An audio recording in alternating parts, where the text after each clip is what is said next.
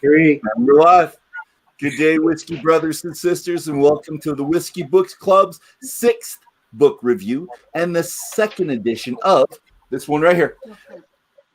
The Complete Whiskey Course, a comprehensive tasting school in 10 classes by Robin Robinson. And you see him. He's right there. He's right there. And as always, we're honored to have you, the viewer, and our panel with us today. My name's Dolph. I'm the president of the Alberta Scotch Society. I am the founder of the Whiskey Book Club, and I'm your host tonight. So for those of you that are brand new to us, I'll tell you a little bit what we're about. We're whiskey geeks. We're proud of it. And we love to share our dram and our passion for reading, mostly about whiskey or whiskey-related activities.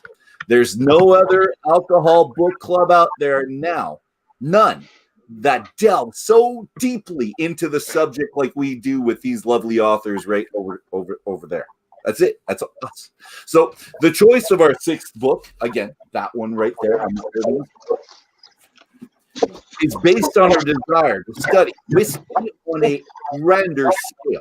The perfect book, and we think Robin is the perfect whiskey spirit guide to lead us down this little trail, down the little rabbit hole. Our guest of honor tonight, like you figured out, is Robin Robinson, complete guy. And number one, I hear a lot of feedback, so I'm going to find somebody to get rid of the feedback. That's actually coming from you right there, my friend. Yeah. No, I'm good. Here we go. We're good. We're good. Okay. So our guest of honor, he created the Whiskey Smackdown series at the Astor Center, New York City, 2009, longest running I'm going to call it a show, but it's really educational program. Educational, it's a class. Longest running one in the States. Maybe you could tell us about it in a bit. He's instructed classes at, and I'm going to read too many. The Culinary Institute of America, the Institute of Culinary Education, the American Distilling Institute, the American Craft Spirits Association, the Bar Institute, and my personal favorite, where I really still have to go, Tales of the Cocktail, New Orleans. Really. He's been showcased too many magazines and websites to list here without boring too many people, but it would make him sound fantastic because everyone wants to hear from this guy. He's got a one-man show that goes through the whiskey festival circuit. It's called The Story of Whiskey. And if you read the jacket, they say that it's essentially 60 minutes of bad stand-up comedy. I wouldn't say that. It's probably fantastic, but it's punctuated by drinking. Just like our show, punctuated by drinking the whole time. So what we're going to do now, ladies and gentlemen, we're going to start our roundtable introductions with your names, your other platform handles, and some of you have many, and what's in your glasses tonight. We'll start with our special guest, Robin, and we're going to continue alphabetically with our panel members, Cheryl, Dave, Drew, Kent, Nicole, and last but certainly not least, Sheila. All right, here we go. That's some really bad feedback you got there, Dolph. Okay, hey, I'm Robin Robinson, and I'm at RR Whiskey Spirits on Instagram. I'm at Robin Robinson. On Facebook, I'm at Robin Robinson LLC. On LinkedIn, which is like Facebook for adults with resumes. I'm on. I'm on at Robin Robinson Whiskey. Okay. There's like way too many Robin Robinsons out in the world there. Now, so I'm drinking something really interesting here. I'm drinking some guys who are independent bottlers here in the United States. They're called Barrel Whiskey or Barrel Spirits. And I'm drinking a that's a good question. I'm drinking a blend. Well, I mean that's actually part of their whole thing. I'm drinking a blend of American whiskeys, which have been aged in the St. Agrestis Brooklyn Amaro barrel. So there's a story behind that. Okay, so that's me. Thank you very much, and a very interesting bottle. Cheryl, we're going to you. And you're muted, so we'll unmute you. Pardon me. No. Cheryl's _1 on social media. Tonight, I am drinking Blanton's bourbon. Woo. And we're not going to Kent. We're doing alphabetical. So we're Drew now. No, Dave. How you doing, buddy? Basement as always. I'm drinking a small distiller out of Washington State, J.P. Trodden.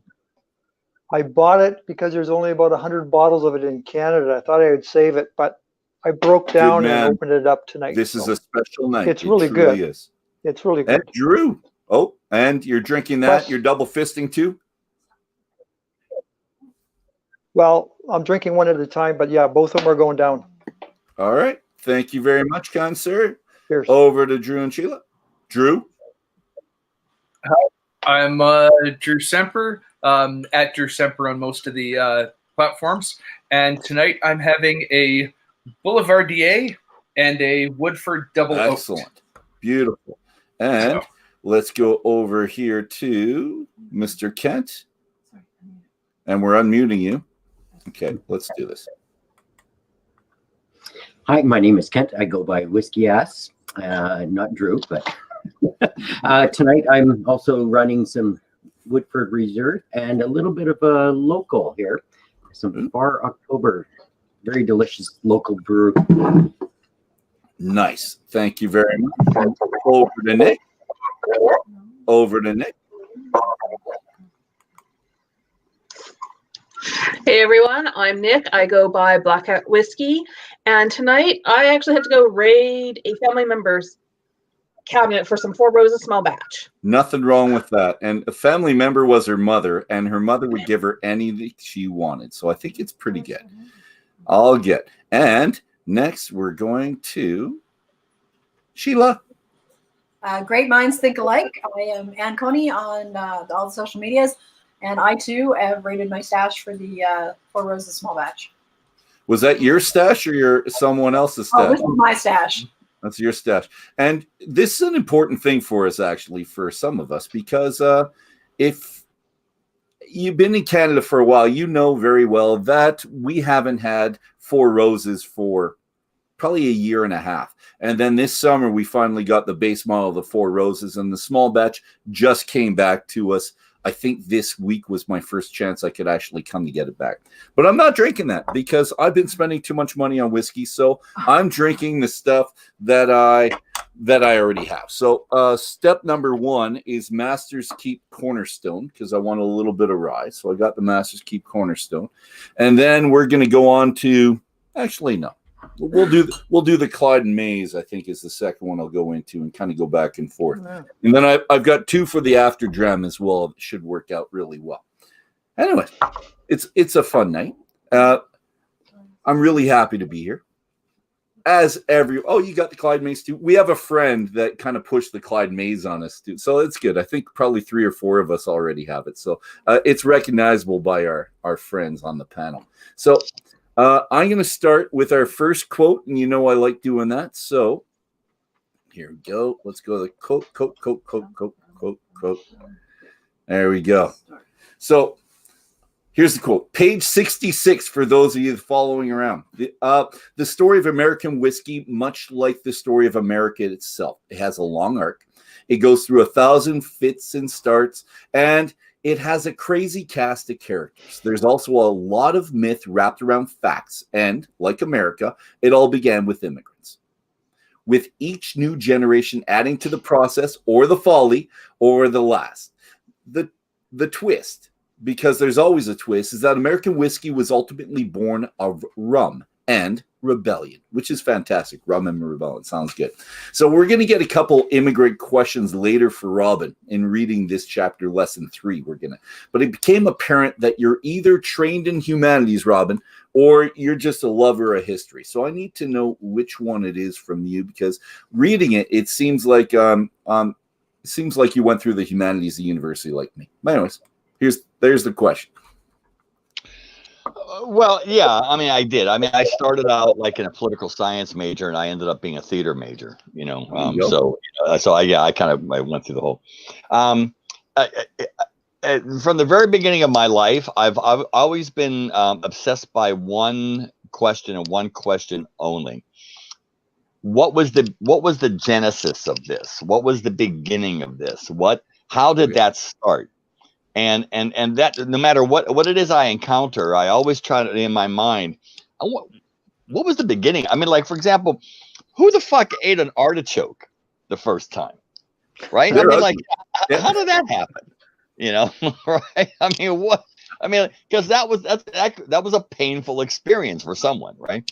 So my mind tends to work like that. So yeah, I kind of like to delve into the histories, and specifically in the history of America. I've been coming up with a lot of wonderful books lately that really kind of focus on the Scots-Irish, which is who I talk about there in the American Whiskey chapter, as really being the group of people who were the, for lack of a better word, the progenitors of whiskey in America. Yeah. Okay. And well, we might as well say that with itself, because we got another one. So we say that. I'll keep you on as I'm doing this. You make the differentiation between the Irish and the Scots-Irish. So the Irish myth being that they brought whiskey with them in the 19th century when they immigrated to the U.S. in huge numbers. So in fact, it was a different group of migrants, the Scots-Irish in separate culture, who were most responsible for bringing whiskey. So 2 questions. So first, can you tell us what's the difference between the 2 groups? And then 2, you talk about them moving out because of social pressures. I'd like to know what the social pressures are, if that's all right, kind sir. Yeah. So the Scots-Irish are a completely,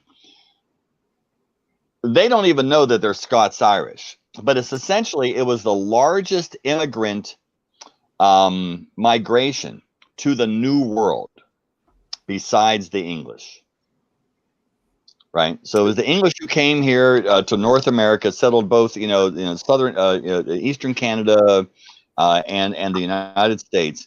But it was primarily the Scots-Irish. And who were the Scots-Irish? Well, back in the 16th century, actually the late 15th century, okay, the King of England, again, England was always trying to overtake its Scottish northern border and its and the Isle of and the Irish Isles, and it had established a beachhead in Northern Ireland, and that was essentially a British province right there. And what they had wanted to do was the idea was it was essentially a breeding experiment.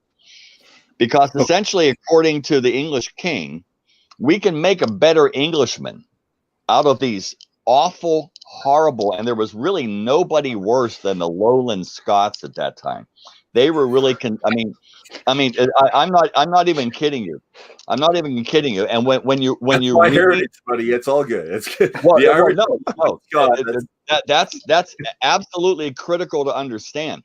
Because when you read the poems of Robbie Burns, you understand exactly what type of people. I mean, these were the lowest of the low, and they were almost medieval. I've got so many books on the Scots-Irish, and what happened was the Lowland Scots were persuaded to emigrate over to Northern Ireland. And it was a very, very quick jump over, over a very small body of water, where they had created what was known as the Ulster Plantation in and around the area of Ulster. So the Ulster Plantation was an area where they could come over.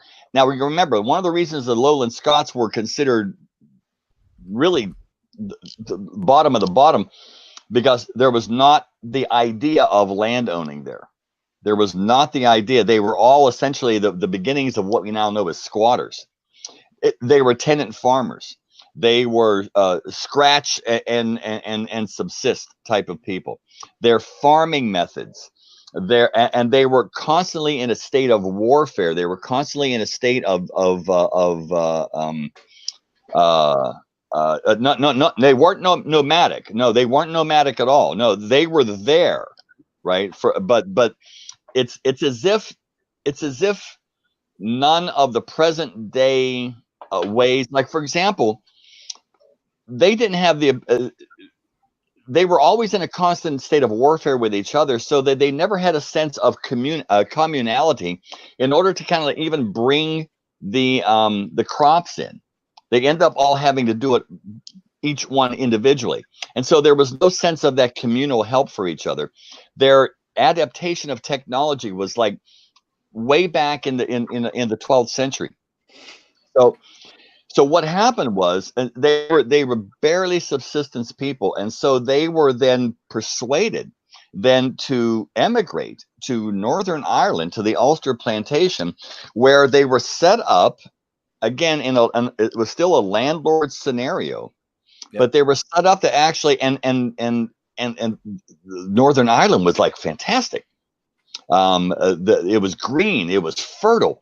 They could grow crops there, and what happened is that over a period of about 150 years, they created their own culture, and that's the Scots-Irish culture. They brought with them Presbyterianism, because that Presbyterianism is what the Scots created. It was a form of Christian religion that they created through like Calvin and John Knox, and again, go back to Robbie Burns. You know, I mean, that was his whole thing, was his push against what he considered the oppression of the Calvinistic mentality, which is what essentially Presbyterianism became. And so they were the Presbyterians, they were the Protestants that were again always in opposition. Always in opposition to either the king or to the crown or to the Roman powers. They were there for about 150, 200 years. They were there for a long time. And what they did was that they were there with the Gaels that were there. And so they became this culture, this Scottish Irish culture. Now, when they left, no one really thought of them as Scots-Irish until about, maybe about 100 years later. And then everyone started actually separating them from the Irish that came after that with the potato famine and things like that. That was, and they were from the Republic of Ireland. So it was completely different, right? So these were the Presbyterian Scots-Irish that came from the Ulster plantation, right? And they were a combination over 150 years of lowland Scots and Northern Gaels and a couple British people mixed in there. Absolutely fascinating group of people. They are the Hatfields and the McCoys. Okay. They are the Appalachian people. And that's they are what we now know as the Kentucky and Tennessee Southerners. They are when they got the United States, they actually kind of like Presbyterianism kind of like faded into baptism, and yeah, man. So they're a huge part of the American culture, and what they brought with them is antipathy. They brought antipathy to any type of oppression. That was number one. They brought an absolute antipathy to any type of oppression or any type of power that tried to tell them what to do. It's like, screw you. Okay. Absolutely. And yet they were the ones who were recruited to actually fought the Revolutionary War. Okay. They fought the Revolutionary War. They pulled them from the mountain. Nobody liked them. The Puritans didn't like them. Get them the fuck out of New England. Yeah, Benjamin Franklin didn't like them. Get them the fuck out of Philadelphia. Right where they went was when William Penn was granted a charter, which became Pennsylvania. William Penn's charter from the Crown of England was that he was going to open this area up to be absolutely free to any religion at all. And they said, yeah, that's where we're going. Nice. That's where we're going. So that's in a short thing. That's the Scots-Irish. Now, Then they met with the Germans. They're next. That was the second. That was the second largest. That was the second largest group of immigrants that had actually. Now we're not just talking about Germans from East Germany, West Germany. We're talking about Germanic people, right? Which would have been Dutch, which would have been Bavarian, which would have been a lot of Nordic people. They were Swiss. They were Germanic people. They came over. Yep. They all met at the same place. They all met on the coast. They all met up in Nova Scotia too, right? What's Nova Scotia? What's that word mean? New Scotland. New Scotland. Hell yeah, right?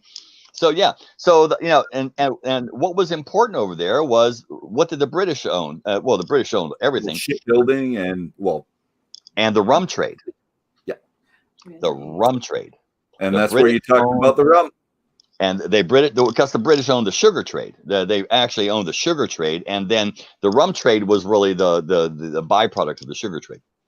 Now you say Irish with the rum, but the Germans are the rye, right? No. The English with the rum, because to distill rum, no matter if you were in Canada at that time or in the United States, and at that time it was all kind of amorphous, Okay. But if you were an English subject, then as an English subject, to show your fealty to the crown, you distilled rum, because that's actually what they ran, right? And so that was the whole thing. And so all of the sugar processing was from all the way up the East Coast. You go start in the Carolinas, you go to Baltimore, you go to Philadelphia, you go to New York, you go up to Boston, you go up to Nova Scotia, you go all the way up there. That's all sugar processing.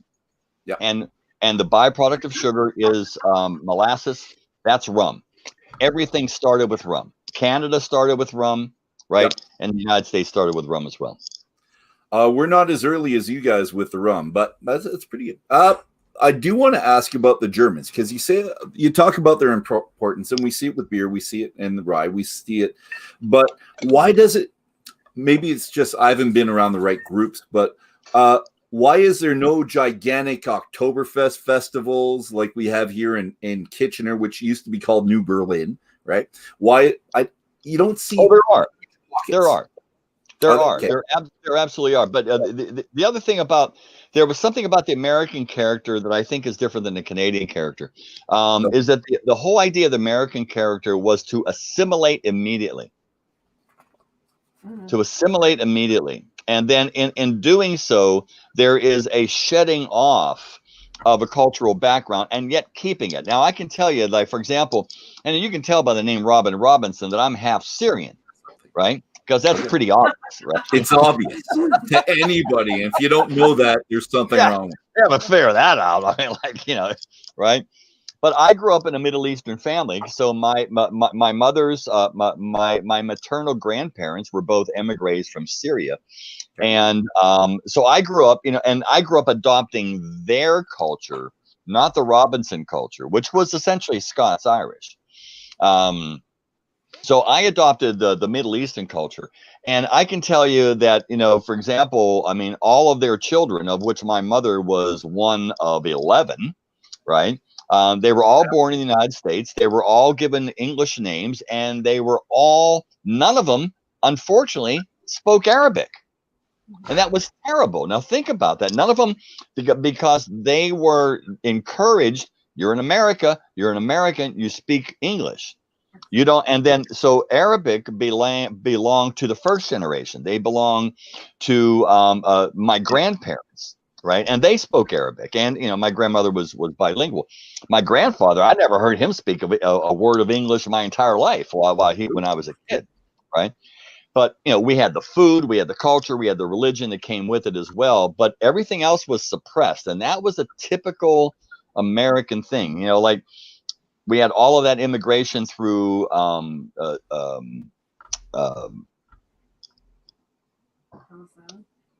Island.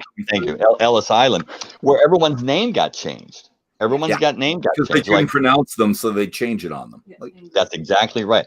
And of course, we had in Pittsburgh, where I'm from, we had a lot of Eastern Europeans, because the Carnegie Steel Mill had recruited from the old Austro-Hungarian Empire, and so all of those people were brought over with all of these names, with all of these, the consonants and no vowels, and so they would just cut them. They would just chop them up, right? No, you're Sims. You're Smith. Well, I remember, like, for example, we used to have the guy who used to ran we were all kind of focused around our different playgrounds. So I was part of the 9th Avenue playground, and he kind of ran all of the activities there, and his name was Mr. Sobo. So we got to know him as Mr. Sobo. It wasn't until years later I realized I found out the guy's name was Sobosinski, right? But it got chopped off, right? So that was very typical. So we all do that. Yeah. So, so the enculturation of these people, the Scots-Irish into America, and the Germans into America. The Germans have an enormous effect, but it's a little bit more subtle. There's a lot of Germanic influence in Western Pennsylvania, where I'm from, Eastern Pennsylvania. That's where all the brewers at. When you think about Schlitz, you think about Pabst, you think about Anheuser-Busch, right? I mean, that's German, right? So so they did leave their impact, and we've got small pockets of it. And I like the question about the family. I'm going to go to the panel here. How many of you had family members, like grandparents, that spoke other than English that you heard? So French Canadian for me, for my grandparents, and that continued. Your wife too. So and my wife, same thing. But Cheryl and Kent, different languages for you guys for grandparents at all? Well, French Canadian is Canadian. Kent? No, mine. I came from England, so. Yeah, grandparents. No, I had a great grandma that only spoke German. That was on whose side, mom or dad? And did he speak German back to her, or did they like cut it off completely? Yeah, by his generation, he didn't know any of it. A couple of words here and there. Maybe some swearing coming in when he got really angry and stuff like that. Oh, I'm sure. Yeah. That you always keep the swear words, right? You always keep the swear words. Because it becomes like a code. It's a code. It's a code, right? Like you don't know how bad it really is. In Arabic, it's Josh. You're a Josh, which is a jackass, which is an asshole, right? It's not so bad. So, it's an absolutely wonderful word, Josh. I'll do that, and my students will never know what I'm talking about. It's good. I like it. Oh, I bet you some would. Nick, I do have some Arabic, and they speak at home as well. Nick, how about you? Family member? Dad's side of the family, his mom, Ukrainian. She would speak it to her sisters. She would not speak it to us as grandchildren. It was, you're in Canada, you learn English. Okay.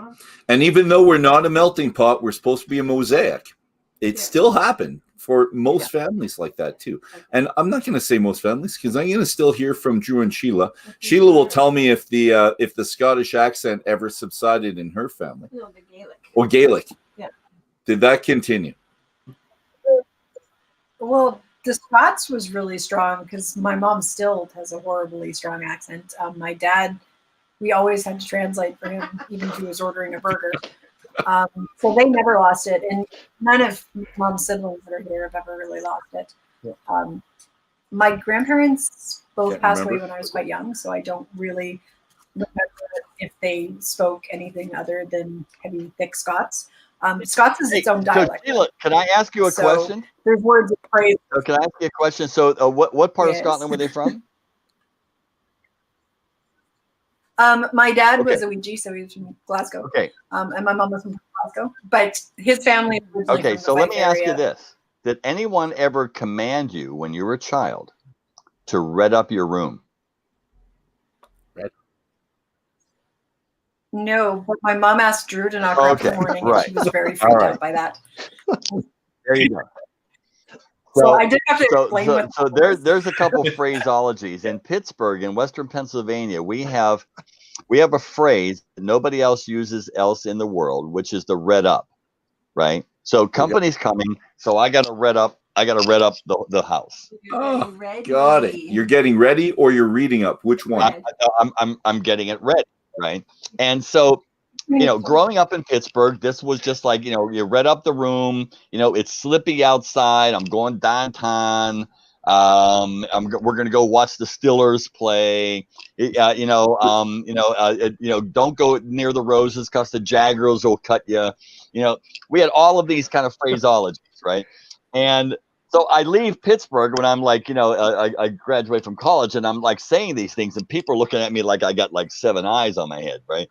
And so over the years, I'm going, where did this come from? Why does no one else red up their room? And then about 20 people. Yeah, I know. Why? It's you guys are a mess. You guys are messy, And so about 25 years ago, I'm in Scotland, and I'm on the Isle of Skye, and I'm way at the top in a little town called Portree, and I'm in I'm in a, you know what I'm talking about, right? And I'm in a little bookstore up there in Portree, and I pick up this fabulous little book, which I've got over here on the bookshelf, about this abandoned island called St. Kilda that was out there in the Outer Hebrides. That was in the 1930s. The last of the inhabitants petitioned the Scottish government to rescue them and actually take them off the island because they were no longer self-sustainable. But they were their own, God knows they were Pictish people that were up there for God knows how many centuries, right? Okay. And I'm going through the book, and I'm looking at the book, and there are these St. Kilda fishermen sitting on the dock, and the caption said, readying up their nets. And I said, there. That's where it's from. That's where it's from, right? Read up. And then I was at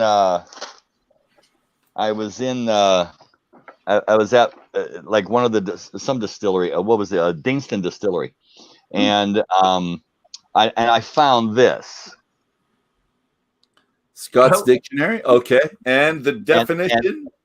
And in the Scott's Dictionary, right? It says right up here. No, can't see it. You're gonna have to read it. It says red. To REDD. To red or red up a place is to clear or tidy it up. I must go round to redding up the cupboard sometime. That was very good. Oh, not bad. Like all the Scots typically, when they hear that, they said, you know what, don't quit your day job. You're an actor, man. You can do them all. You're fantastic. Tidy it up. We'll need to give the front room a good red up before your mother comes, right? The past of red could either be redded or red. So the term probably comes from Middle Dutch or Low German. So I thought that was very interesting. Well, let's say Low German because it all clicks into the German and the Scots-Irish thing that we all talked about. That's my segue I'm looking for. We are going from the history, really, and now we're going into the distilleries and how it changed over the years. So we're going really from chapter 3 to chapter 4 now. We're going to go back in the afterdraft, of course, because we got a lot to say and a lot of questions. But another quote, of course, this is there here. So in reference to the craft distilling in the States. So we're going to start with that. This is how it started. The revolution was not televised. It just showed up at the back door of a whiskey festival and took over. So it just started, just like Robin just placed his anatomy of labels, or just showed up, or were they actually placed strategically? So this shows up. These craft distillers just show up. And in the book, I really thought at the beginning, Robin, that the anatomy of labels was a little bit random. Now, looking back, I think it was strategic. And you've got very old Blanton, and you have it in the section with American whiskey, which focus on Kentucky straight bourbon whiskey, each word described in your book. So you talk about the whiskey, the Kentucky, what makes it Kentucky, obvious, straight bourbon whiskey, every one of them. The I.W. Harper, sourced, because you talk about sourced whiskeys. The K.O. Bare Knuckle, the U.S. craft movement, and the straight bourbon whiskey, and you talk about that. And then you do the few label, and single malt whiskeys. You start talking about single malt whiskeys at that point. And it's a departure from what's happening, but it's returning to its roots, much like it is in Scotland, the single malts. But Robin, so going back to these, the very old Barton, the I.W. Harper, the K.O. Bare Knuckle, and the Few, F-U-W. Is there something I missed? A reason why you put it in that section that I didn't figure out?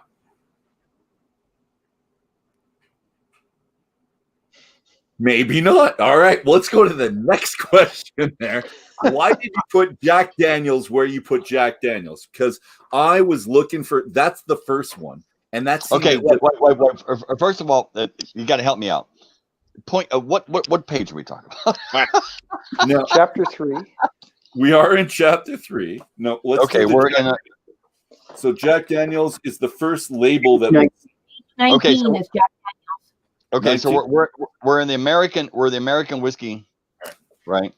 So right there, and we do this every page I just mentioned. So again, very old Barton, I.W. Harper, K.O. Bare Knuckle, and Few, but it started with Jack Daniels, and the other ones I thought I figured out because I figured they can't be random. There's a reason. So I looked and I dug a little bit and figured it out. I thought, but Jack Daniels, I'm not really sure about why you put it there, and that was my question. And if I was going to stump you, I would have put it in the after dram. And but okay, I'll tell you exactly why. Because Jack Daniels is the most ubiquitous label in the world, and so now I understand. Now what we were doing is we were introducing the idea of the anatomy of a label, and to do that, let's actually pick the one label that everybody knows about, which is Jack Daniels, which is, I believe, the number 5 most consumed alcoholic beverage in the world, right? So that is exactly why that was the lead off on that, because that kind of like tuned everybody's, I know Jack Daniels, okay, and then well, that's what this means, that's what this means, that's what this means, that's what this means, and then we were able to kind of like, we set the pace there at that point. All right, it's good, and I like it. And well, I keep saying this to every author we ever see. Dave and I, we need our visual stuff. We need all the pictures and graphs and stuff we can get on. And when we see that, everyone does. And but I was thinking, why is this here now? And I couldn't figure it out. And I was hoping someone would correct me beforehand. No, that was exactly why. It was exactly why. I mean, if we wanted to introduce the idea of anatomy of a label, of how do you break a label down into its smaller components. Now, for example, in my class, all of this was actually the predecessor of all this was all of those 11 years of classes that I taught, and I start out with a wine label in my class. I start out with a Chateauneuf de Pape. And I identify 9 points of information that you need to know to understand that wine label. Okay. And so that becomes the metaphor. I started. Robin, you're talking about the Whiskey Smackdown series. That's what you're talking about teaching, right? Okay. And that's good, because I wanted to ask you a little bit. It wasn't more of a class, more presentations, obviously class. You just said it. Oh no, it was a class. Oh no, it was probably.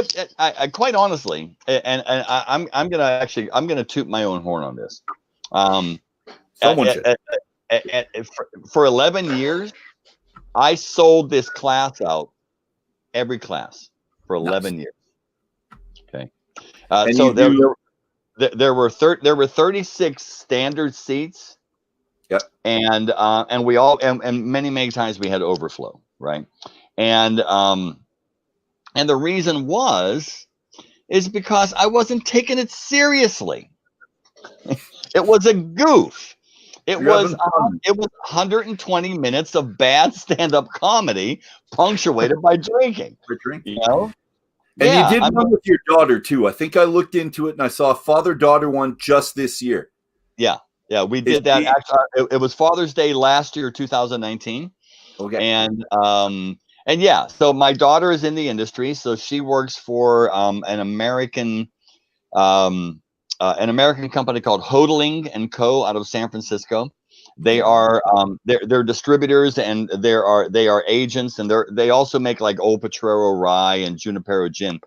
So she's the New York market manager for it. So we thought it would be a great idea. Let's actually have a father-daughter smackdown, you know. So yeah, so that was a lot of fun. Yeah, it would be. I'd love more of my daughters to be in something like that, but I think if they got into it, it would be more smack on their case, and I'd be like the punching bag. I'd have both my daughters there, and it's just like, no, it would be. Look, my daughter. Look, with me, I'm always afraid I'm gonna get a brick to my head if I actually say the wrong thing, you know. So yeah. I'm right there with you. All right, we're going to get our panel involved. So there's so many stories about the brand new distilleries out there. So let's go back 10 years or maybe more. And these people may represent 1 in 10. So the ones you have in the book, I was thinking this got to be, I think there was 8 mini stories that you had. I think there was 8 mini stories that you had of the new micro distillers. But okay, American craft. These must be the best of the best, or just people that you met. I'm wondering why you picked them for one. But then after that, don't say too much about them, because all of these cats are going to tell us a little bit about each one. I told them to pick one, whatever they thought it was their favorite, and talk about it. So why did you guys go first? I want to hear what you have to say. Who wants to go first? I'm going to say Kent. You want to know why I want to say Kent? Because Kent might say, that's the one I picked, and not talk about it. So Kent's going to go first. And maybe it's Kent, Cheryl, both, because I said you could do it together. But let's pick on Kent. You're up, buddy. See, I already showed the page I was going to talk to so that I could trigger Robin's memories and stuff. Good. Yeah, we picked Koval. And first off, these are 2 people. They both had a PhD working in the city, decided they absolutely hated the commute in the city life, and started a distillery. And going on, they read some of my notes here. One of the things that caught me is that their name in Yiddish is Black Sheep, and in German, Austria is blacksmith.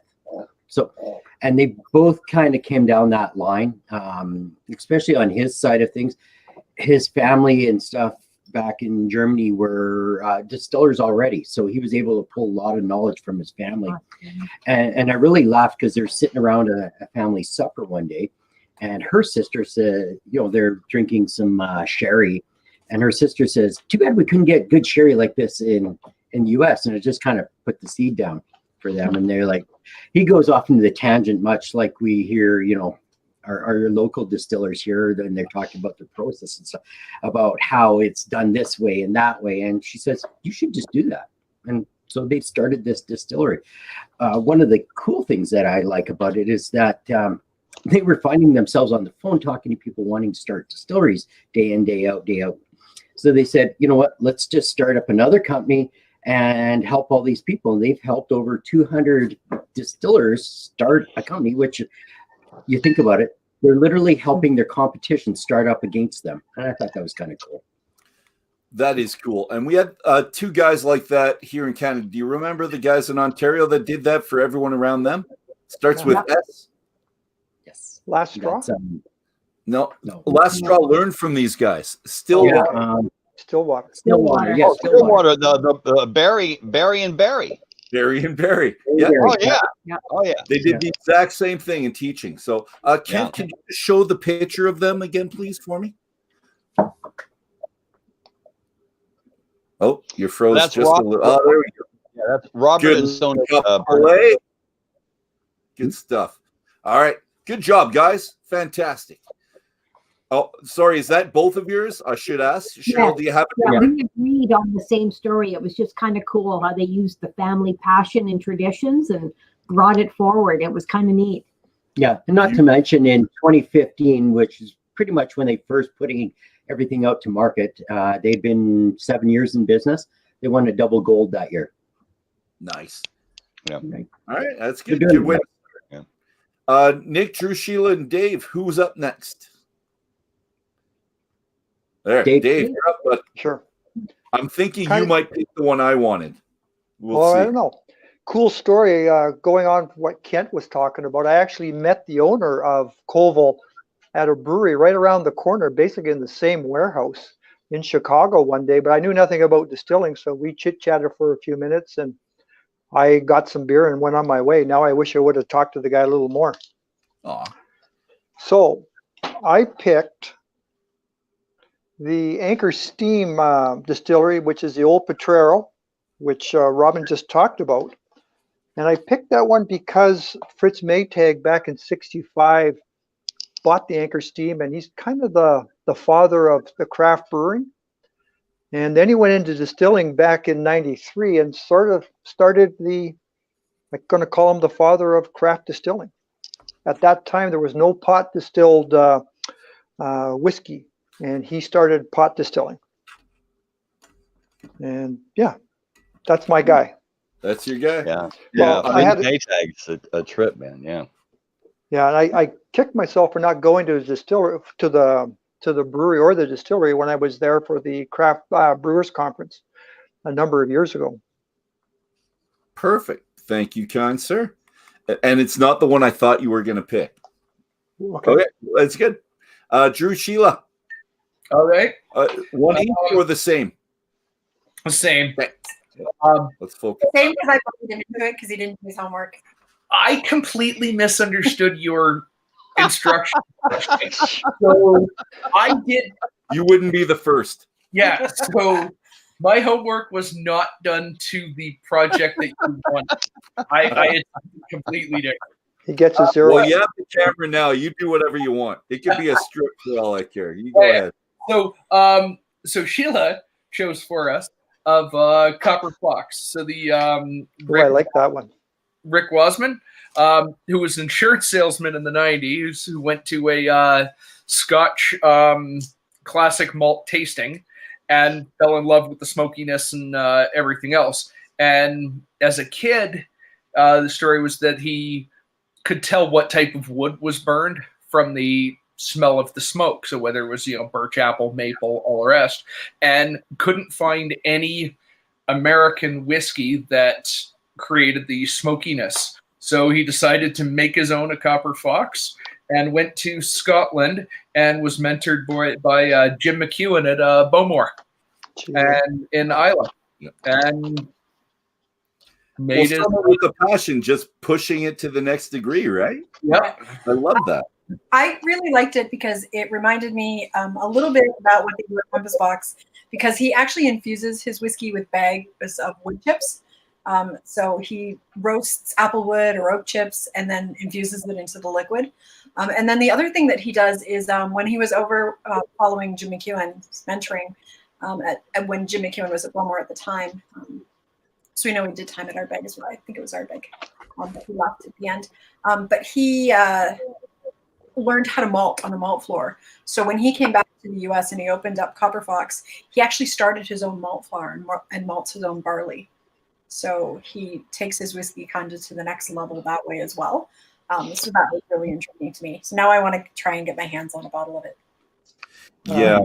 A lot of the pictures in this section, it'd be pretty hard to get some of our, we all want some of them, right? Oh, Dave, you were going to say something? Yeah, I actually sent Copper Fox an email this morning asking them if somehow I could get some sent to either Montana or to Whiskey Dive. Yeah. We could pick it up later. We should see if we can add to that order then. Yeah. As a group, Robin, we order a lot and buy a lot, and it's. I'll tell you what, Rick. I've known Rick for many years. We used to be when I was with Compass Box, and he was starting out Copper Fox. We'd be at the same festivals. I'd see him all the time. And I tell this story 100% out in the open in front of Rick. First time I tasted his whiskey, I thought, what the fuck is going on here? Right? And what was wrong with it? Was it Well, aged in like 7 different barrels? What? No, not at all. Okay, so and this is, and I worked with Rick for a while, you know, as a consultant. He was actually a client of mine. So what happened was Rick went on his own path, 100%, and he's still there. And this is what I admire about this guy. Nobody's gonna tell Rick Wasman what to do, right? He's got his own mind about this. His thought was, I'm going to smoke this, not with peat, but I'm going to smoke this with the flavors of my childhood, with the aromas of my childhood. And he settled on applewood and cherrywood. So, for example, he has his own malting floor. It's the first malting floor that was actually ever built in a distillery in the United States since Prohibition, right? He's the first distillery to actually have that. In his malting floor, he's got it down where he uses applewood to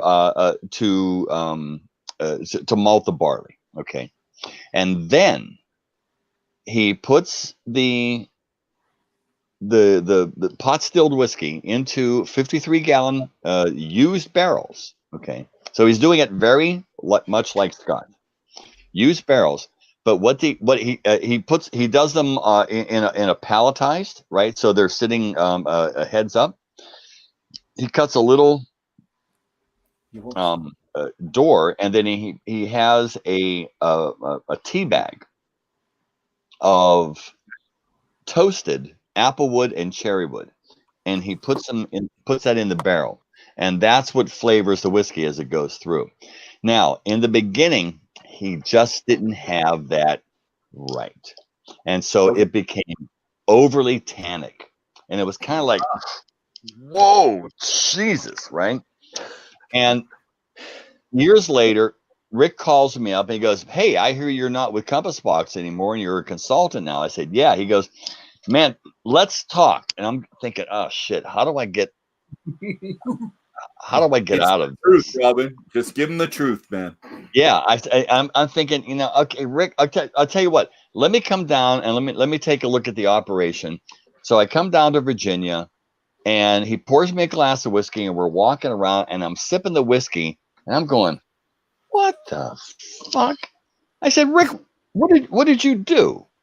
He goes, what do you mean? What did I do? I said, what did you do? He goes, I didn't do anything. I said, Rick, this is not the same whiskey that I tasted a couple of years ago. He goes, I didn't do anything. And what he did was he mastered his process over years. And that's the story of craft. Rick Wasman is the story of craft. That shit that's coming out of his stills right now is world class. Oh. It is world class. And when I first tasted it, I like that. He didn't change a thing. What he did was he mastered every little bit of his process. Amazing. Great story. Great story with Rick. Nice. Yeah. Well, he's got to send some down here, and he's got all these people who want to be brand ambassadors. So we'll all like push it. Oh, yeah. Oh. And it's the most unusual whiskey you will ever taste. And that's the point. That because I look for that. Well, and Nick does. And well, actually, Nick's up. Nick, hopefully we didn't steal, or no one stole anything from you. What's yours? Belcones. Yes. Reading how he focused on hammering out his own pot stills, that was just a passion there and a commitment to the process that you're like, whoa, this is not just a job. This is full on. This is everything. And that it seemed to come out of nowhere, Belcones. It was quiet and people didn't even know that this distillery existed. It was under a bridge. Like just all those little pieces, you're like, wow, this is incredible. And having tasted it, I want bottles. Oh, you tasted it? Yeah. Yeah. You say, where'd you get that? That's not in Canada. It's not in Alberta. I have friendship Oh, up yeah. north.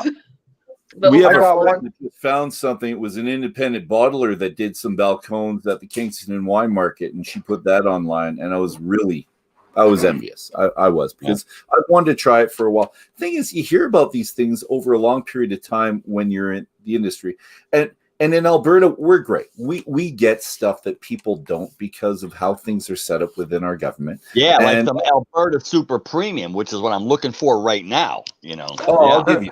No, I've already got some. Well, no, I've got rainwater coming your way, but Dave's got some rainwater for you, and I've got some rainwater for you. It's all good. Ooh. You'll be trying some rainwater pretty soon. Anyways, I just can't imagine that's going to get across with that. I want to know if any of you thought the same thing I did, that Dave's would be this one right here. And I don't know if I'm saying this right. Mike Rapucci. Rapucci? Oh, and yeah, Son- Mike Rapucci. Yeah, man. Sons of Liberty, man. Yeah. Now, I thought that was going to be Dave, because these guys. Because of the beer, the whole beer connection. Yeah. Oh, they yeah. make the beer into their scotch, their single malt. And Dave, that's what Two Brewers did. So that's, I assumed that was going to be Dave's. And And you know what happens, eh?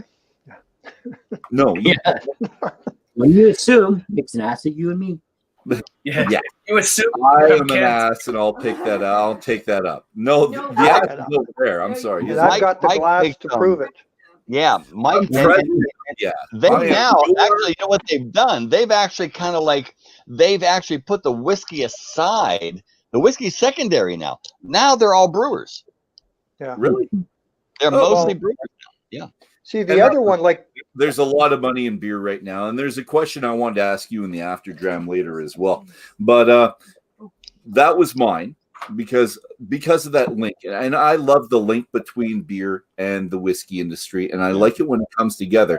And that's what initially brought me towards Dave and Two Brewers, was that notion. And why didn't more people do this? You're making beer, take this and make that and change it often.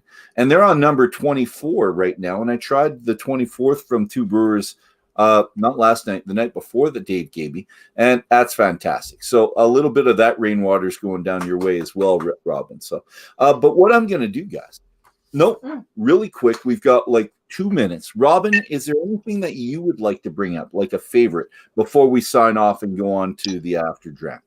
In this particular section right here. Yes, please. Yeah. Well, you guys all hit it. You know, I mean, so the one guy I always want to spotlight, who I think is maybe the most brilliant distiller in America, is a guy named Todd Leopold, and it's Leopold Brothers in Colorado. Okay. And what I like about Todd is, again, in a very American, I'm going to do it my own, he and his brother started a brew pub back in Ann Arbor, Michigan. I mean, this was back in the 90s. And then he started distilling through the Siebel Institute in Chicago, but he went and actually apprenticed in Bavaria. The first thing Todd will tell you is that he comes from a Bavarian perspective of brewing. Pure. Not a Scots-Irish perspective. Okay. So everything is all about the fermentation. Everything is all about the beer first. And when he first started out, when I first came across Todd, maybe, I don't know, 12, 13, 14 years ago in Denver, everywhere I went in Denver, it was because he's out of Aurora. Everywhere in Denver was like Leopold Brothers. Like, who the fuck are these guys, right? And but he had like flavored brandies and flavored whiskeys, right? And he was doing these very much a Bavarian style. The best thing about Todd is that nobody understands the history of brewing better than Todd Leopold. And as a result, he's now actually working now. He just released his three chamber still whiskey, which is an ancient American approach. And this is actually Guderum and Warts too, because Guderum and Warts, they had 3 chamber stills as well. So this was a very 19th century style wooden stills with copper inserts, right? And he had Vendome in Kentucky build him a replica of a 19th century 3-chamber still, and that whiskey just came out. This dude is off the rail. Great. Todd Leopold. Yeah. All right. You did a good job. Thank you very much. And you know what? We're done. We're at the hour. We're moving our conversation from this formalized format to the more relaxed, equally engaging, probably a little bit more colorful conversation. This wasn't relaxed? Well, we're even more relaxed. You know this. So Robin's going to be with us. He is the author of the Complete Whiskey Course, a comprehensive tasting school in 10 classes. That one right there. He's with us. And really, why wouldn't you be here? Because what better activity is there than talking whiskey, spending time with great people, drinking on the side? You should all really join us. So that's it. We'll be back in about 5 minutes, I think. So it's on this channel. If you don't want to miss future things, like and click and stuff and subscribe, and we'll talk to you later. But yeah, 5-10 minutes, you come on back here and we'll see what life is really like in the 10 minutes. 10 minutes. 10 minutes. Gives us a chance to relax and get more drinks. Cheers. Cheers to oh no, we'll say cheers. Just I have no drinks left. There's the smallest bit in here. That's it. That's why I get to cheers with, because of you guys. He's using my glass. Cheers. See you in 10 minutes. See you shortly.